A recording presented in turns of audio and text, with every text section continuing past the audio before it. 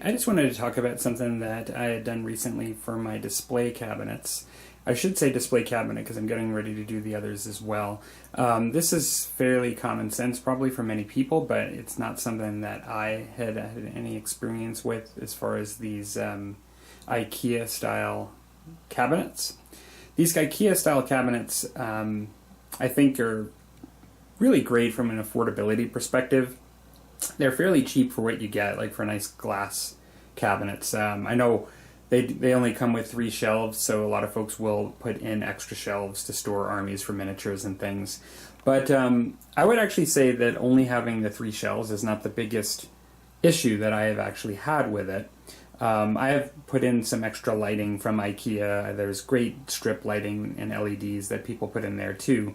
But the issue, I have 3 of these, and the issue that I had with them was the amount of dust that actually gets inside these. And so what I'm going to do is just show one of my other cabinets real quick, and then I'll come back to this one. This is one of my other cabinets that's in a hallway in my basement area.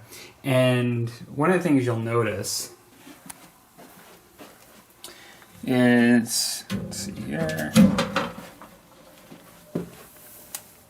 You should be able to see it from here, but look at this.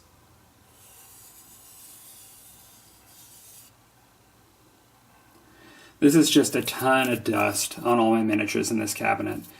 And granted, I mean, you know, I should clean these things more, but at the same time, what the issue really, I think, is that there's just so much entryways to get dust in these cabinets.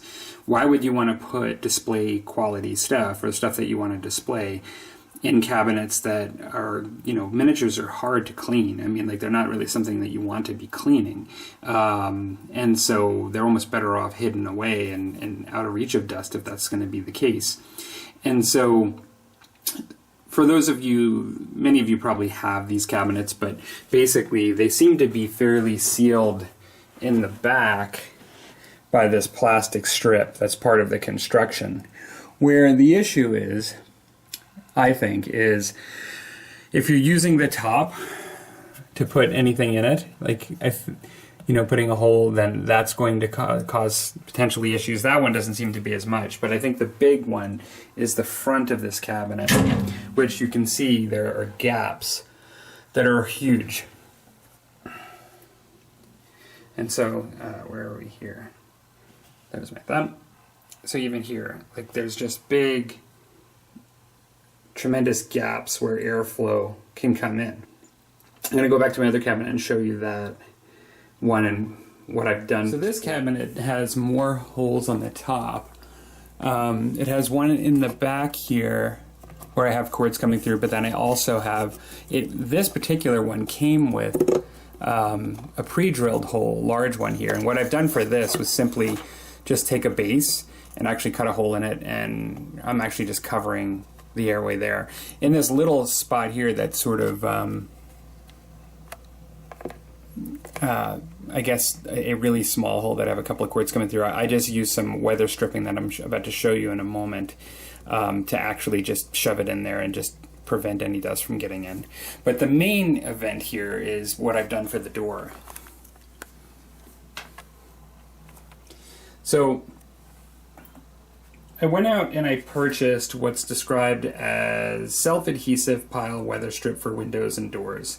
The particular product that I purchased was 3/8 inch by 3/8 inch, and then it comes into, comes 16.5 feet long. I found 16.5 feet to be a little over what I would need for one cabinet. This stuff's not incredibly expensive. I think it's $12.99 essentially for a strip like that to put on one cabinet like this. Now, what it looks like here is now what I've done is I have inserted, sorry this is a little dark here, but I've inserted here this pile, weather strip. It's like this sort of fibrous hair almost kind of product. And I went up and around the entire thing here on all sides. You do have to be a bit careful if you want it to close properly that you're not blocking the magnet piece. And mine feels, the way I have it here, I probably have, I'm gonna say a quarter, oops, sorry. I probably have, I'm gonna say a quarter of an inch from this stuff to the where the glass is. And I also put it on the bottom as well, all the way across. And so once doing that,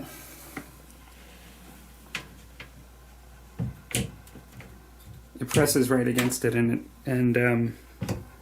it actually sticks pretty nicely. Now, the way I have it set up with the two magnets, I do have to sort of just, it almost sort of like, it's like an airlock. It doesn't just close and then the two magnets click like before. Like I press it here and then I press it on the bottom and it goes up against the pile and the magnets hold it and you can feel them click. But it's a fairly tight sort of seal. And now, like, my hope, and I'm pretty sure it's going to work, is that I won't have to like dust the inside of this thing, and I can keep my miniatures from getting all this dust all over them. So yeah, so there's a selection of my Beastmen on the top shelf, and some Rogue Trader, Space Elves and Space Orcs, and some Savage Core miniatures below that.